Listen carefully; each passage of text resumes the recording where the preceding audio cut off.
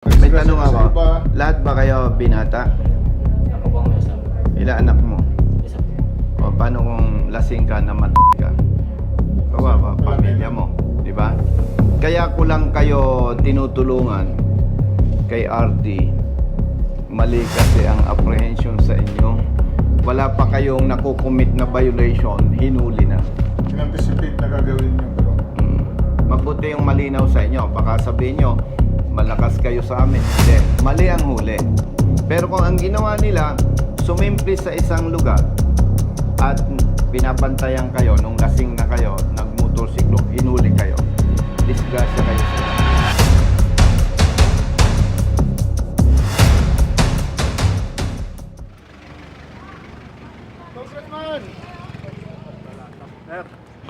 Brother, nasan ba yung 5? Brother, good morning. Ito po sir taga yung rito ano, ka. yung binigay po sa amin. Siya po sir yung ano, nag-arkila ng motor. Nakakuha ka ng resibo? May video ko. Very good. Pero may resibo ka. Pwede ko pong hingin dun sa mismo inano. Sige. Wala kayong pasok ngayon. Nag-live po. Nag-leave Absent kayo? lang po. Ako po meron. Panggabi po siya.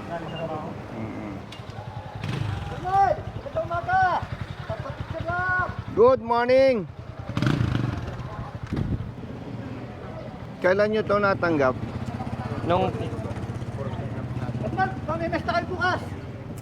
14 ng hapon. Good morning. Mm. Yeah. Namimiss kayo bukas, idol. Mm. Nakita ko rin kayo ng personal. Thank Salamat you. po. Thank you. 90 days suspended kayo. Alarmado ang motorsiklo. Huwag kayong mag-alala. Kasi hindi kayo pwedeng ma-charge ng kung ano-ano. Driving under the influence of liquor, overspeeding, reckless driving. Ay mismong yung hepe ng Binyan ang nag-post. Nakitang nagiinuman kayo. Nung mahuli kayo, hindi naman kayo nakaupo sa motorsiklo. hindi po, malayo po kami sa motor. Oh, yun. Mga malayo po. Sige. Alik kayo. Partner, Happy New Year. pag sinuswerte nga naman, Siyempre. RD pa ang madadatnan ko. Anong kailangan mo? Magandang umaga po sir. Anyway, haharapin naman namin ng tama ito Okay. kung anong advice mo. Sa office tayo.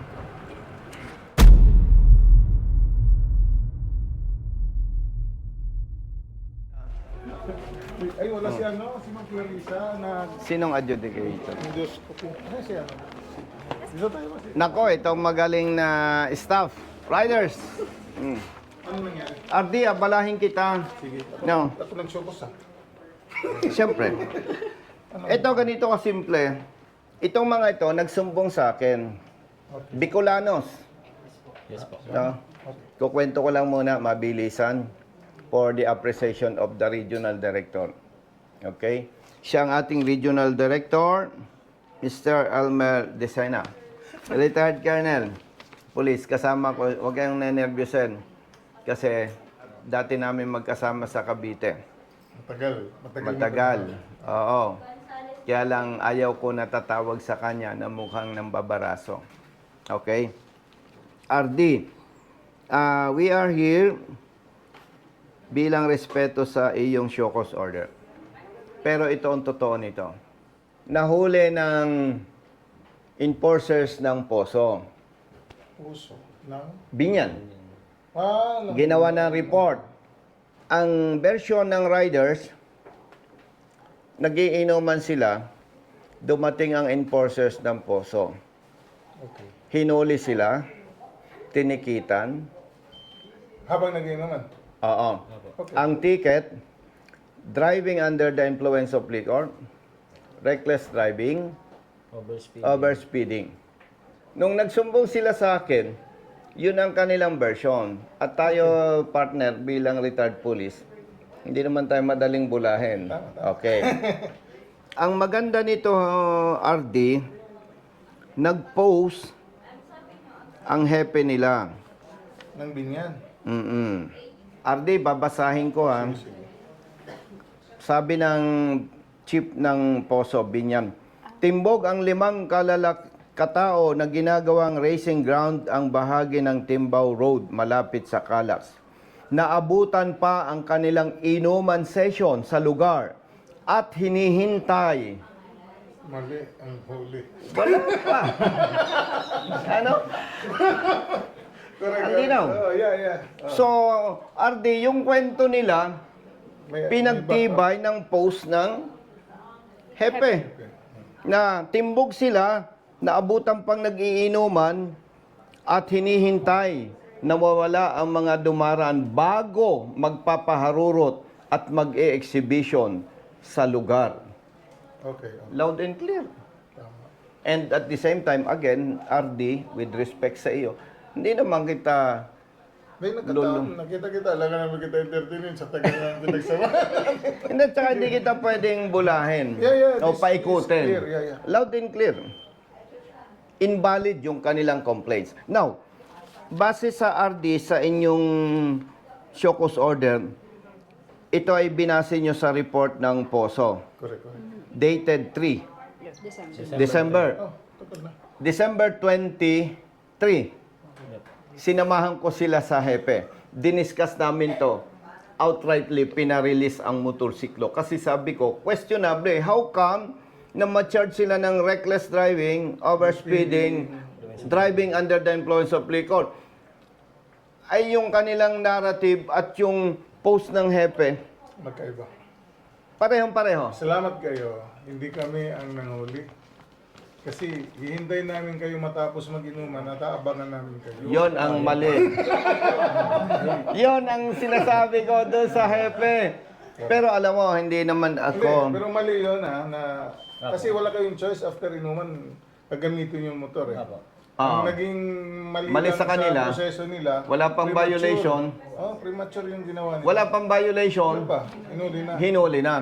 In-anticipate nila na yun ang gagawin. Oo. What if iniwan ng motor at sumakay sila ng bus? Pwede. Pero alam mo, I understand the situation na. RD, hindi naman ako bias.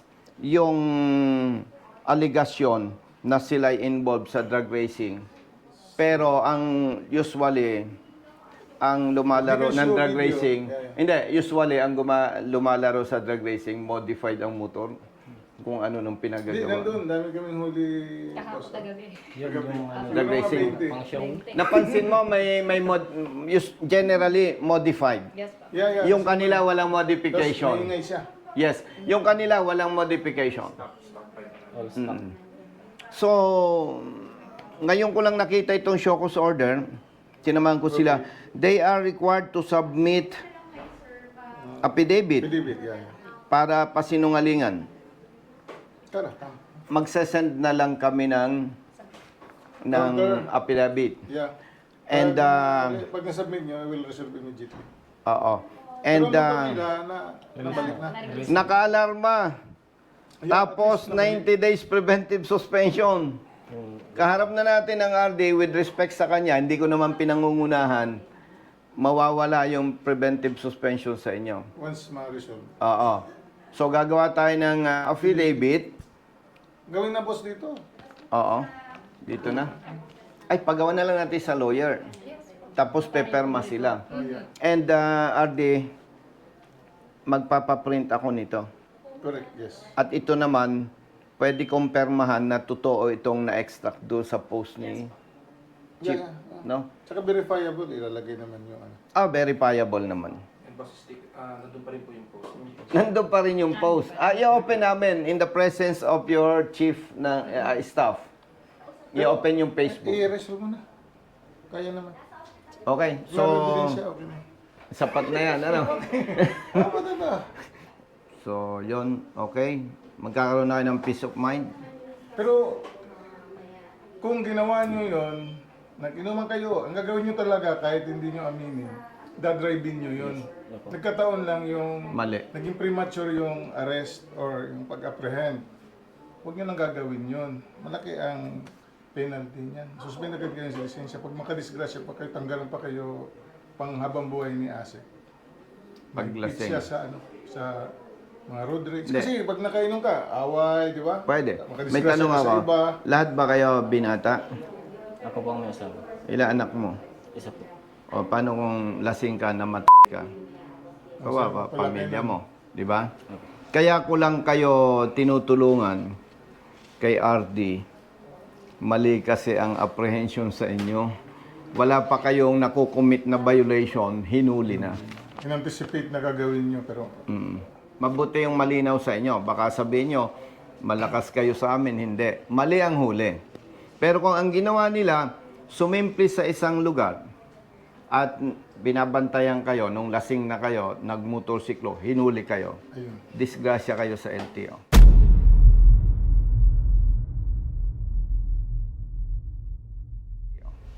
Malaking violation yon, driving under the influence of liquor. Pero another side, maganda rin na hinuli kayo. Kasi baka naanghilang kayo, no? Abang nakuha nyo, pa-drive kayo, na-disgrasya kayo, may nangyari. Ginamit sila. Oo, Para naging hindi angel madisgrasya, sila. ano? Oo, parang ganun. Okay? So, Sir, RD, may meeting pa ako. alam ko, salamat. Okay. Brother Matt, Miss CG na ang... once again, patutunayan ko sa'yo. No, may gift ako from God. siyempre, Biroy mo, Nagdadasal tayo. wala naman kaming wala naman.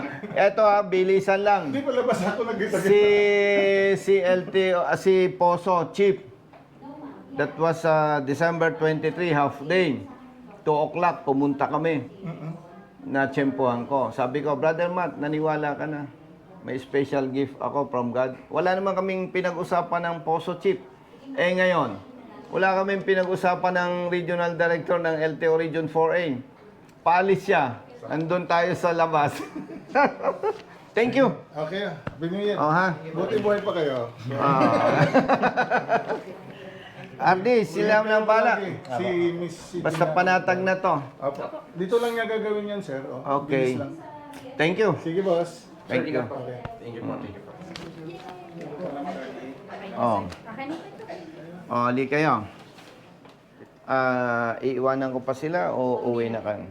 Kayo nang balang mag-resolve. Kukunin ko Ihintay na lang namin. Yes, sir. No.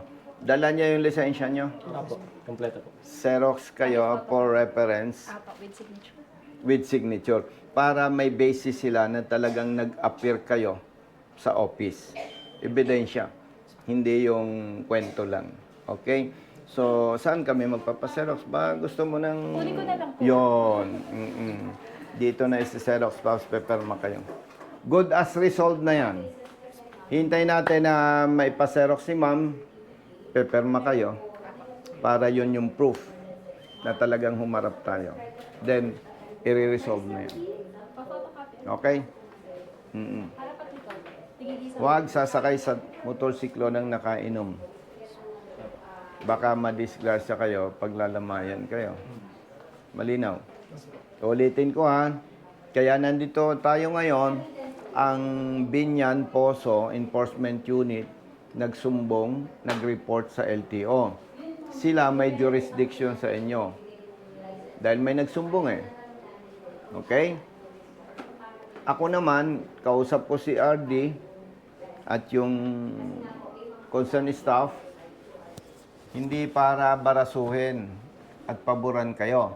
May mali lang talaga sa ginawa ng Poso doon sa panghuhuli sa inyo. Wala pa kayong nakukumit na violation eh. Hinuli na kayo. Malinaw? Pagdagdag ko lang din po. Actually, magfa-file kami ng complaint against doon sa personnel ng Poso kasi 20 days na impound yung motorsiklo nila. Saan po ba na-impound? Sa mismong Binyan. Poso? Hindi Sa po. LTO Binyan. Binyan Poso, hindi sa Binyan LTO. Poso. Oh, at may nagne-negotiate sa kanila, kaya tumagal ng tumagal. Kaya nagsumbong na sa 6 office. times po yung balik-balik sila. Oo. Alas nag-alternate po kami pabalik-balik doon para ipala po yung mga motor namin. Kaso ayaw po nilang i-release. Kasi nga, gustong magkapera. Tapos may time po na may nag-text po na naghihingi po ng May ebidensya negotiate. kami.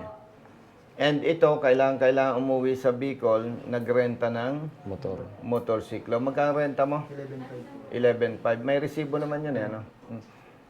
Magpapile tayo ng complaint. Tomorrow is Tuesday. may yung lawyer natin sa opisina available bukas maghapon. Isinasuggest ko sa inyo, extend na ninyo yung absent bukas, paalam kayo sa trabaho nyo. Para makagawa na, makaharap na kayo ng ating abogado, ma-finalize na yung ating complaint. Sasamahan ko kayo sa complaint. Dalawa ang purpose. Itama yung mali ng poso. Pangalawa, huwag nang maulit pa yung katulad ng perwisyo sa inyo. Pero uulitin namin, hindi kaya kayo ipinagtatanggol ko dahil gusto ko lang. Pinagtatanggol namin kayo kasi mali ang panghuhuli. Okay? Klaro? Apo. Please, hintayin na lang namin. Yes po, opo. Okay na. Okay, hintayin natin. Thank you po, ma'am. Papipirmahin ko na lang po kayo. Ah, sige po, ma'am. Hintayin natin sa labas. Ma'am, maghintay kami sa labas para pepe. Thank you, thank you. Sir. Announcement, may bayad ang picture. Aray ko.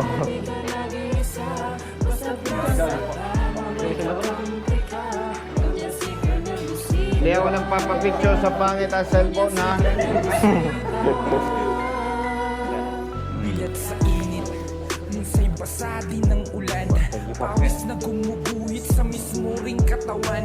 Kadalasang sumisingit, pagod nararamdaman. Ngunit diretso sa pagpigit, malaman ng tiyan. Bawat daan ng masikip, pinipilit malusutan. Marating Thank you. lang ang lugar Thank you, kuya. na dapat kong puntahan. Maihatid ng pagkain, serbisyong nakalaan. Para sa Thank you. mga taong kailangan kong pagsilbihan. Napili kong hanap buhay, makipagsapalaran. Damagman sa daan, puyat man ay tatatagan. Para sa pamilya ko, na Okay, lagi riders. nakaabang. Handa kong gawin lahat, mabuhay lang ng marangal. Kahit pa may Namuro. sandaling, tila ba natatapakan ng karapatan sa Raimundo, tuwing Namuro. sanay nararanasan, di para Raimundo. sa pagtingin ng ilang nanunulugan Dimesa. mga taong Dimesa. akusado sa kimsa kapangyarihan. Batalyon. Sanyel. Permahan nyo, 2, 3, 5.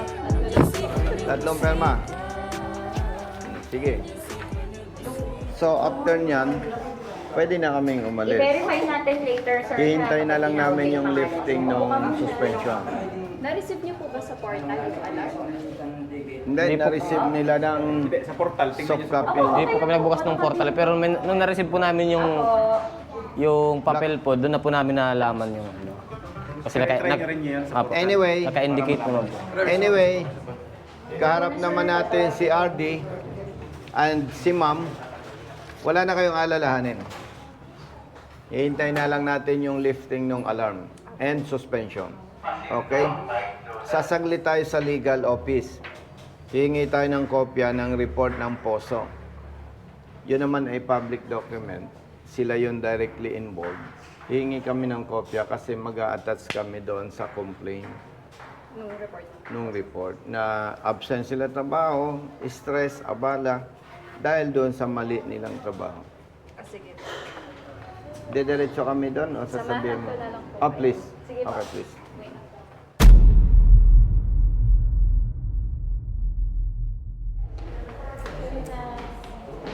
Good morning. Morning, ma'am. Morning po. Okay. Yung report lang. Apa, report na po ba kailangan? May attachment Kasi ba ang sa- attachment po nila is yung mga license ng mga driver. Ay, hingi na lang ako ng kopya din yan. Para kompleto. Yung buong ano po. Lahat ng inattach nila. Kasi may kopya naman kayo, ma'am. No? Kahit hindi mo na, ma'am, alisin yan. Okay lang po. Let's go. Salamat. Salamat po. Salamat po. Hi, ma'am. Thank you. Thank you. Yan. Okay po, 1. Brother, sabi lang para pantay. Okay, 1, 2, please. 1, 2. Oh, ganito tayo. Hindi yan politika, ha?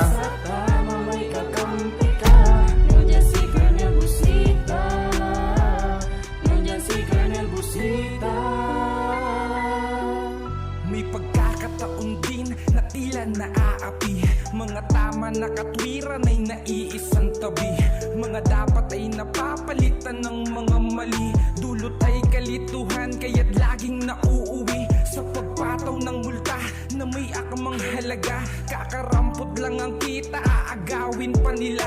Perang dapat sa pagkain ng pamilya at iba pa sanang gastusin sa tahanan. Minsa'y walang wala pa ngayon. Alam ko na kung